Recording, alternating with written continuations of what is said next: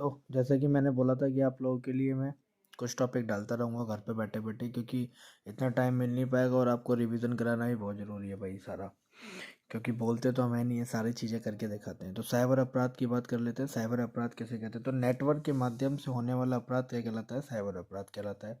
याद रखना कुछ शब्दावलियाँ, इनको शब्दावलियों को याद रखना। जैसे हैकिंग, हैकिंग किसे कहते हैं? किसी व्यक्तिगत जानकारी को चुराना, उसका दुरुपयोग करना, उस व्यक्तिगत जानकारी को चुराने के लिए नेटवर्क के माध्यम से उसकी कंप्यूटर प्रणाली में क्या करना, प्रवेश करना, क्या कहलाता है? हैकिंग कहलाता है। फिशिंग किसे कहते हैं?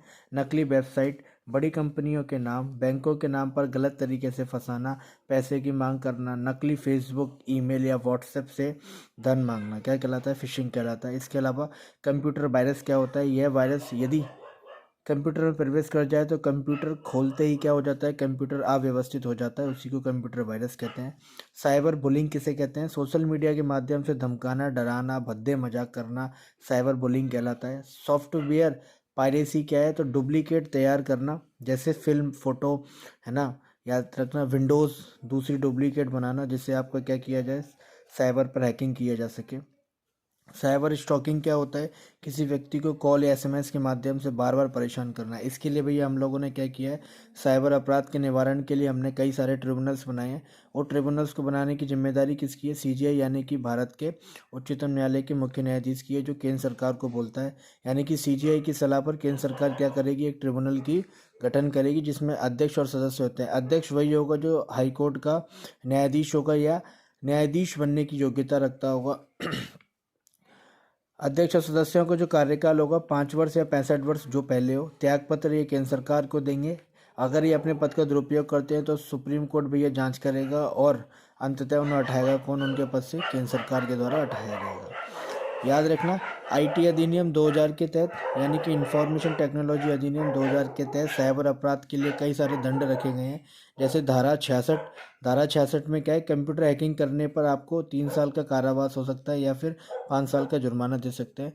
धारा 66A, इस पर स्टार लगा लेना क्योंकि इसे असंवैधानिक घोषित कर दिया। यदि कोई व्यक्ति आक्रामक सूचना, मिथ्या सूचना या भ्रामक सूचना को इंटरनेट के माध्यम से फैलाता है तो उसे भैया 3 साल का कारावास प्लस 1 साल का क्या होगा, 1 लाख का जुर्माना दे सकते हैं। लेकिन इसे क्या कर दिया, एक केस आया था श्रेया सिंगल वर्सेस भारत संघ 2015 के मामले में, इसे असंवैधानिक घोषित कर दिया। कारण बताया गया कि 19A का क्या ही है, उल्लंघन है। आपको मालूम होना चाहिए 19A में क्या है, स्वतंत्रता का अधिकार है।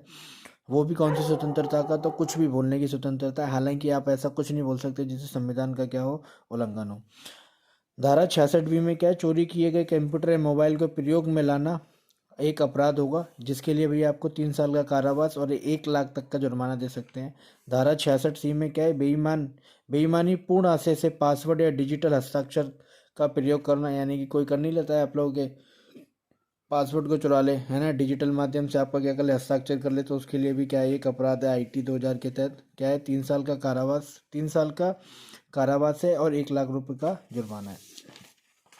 इसके अलावा धारा 66D में क्या है? कंप्यूटर का प्रयोग करके प्रतिरूपण माने होता है कि नकली पहचान बनाना, है ना। धोखे से आपके क्या बना, नकली पहचान के द्वारा हल करेगा तो क्या होगा, उसे 3 साल का कारावास और 1 लाख रुपए जुर्माना देना होगा।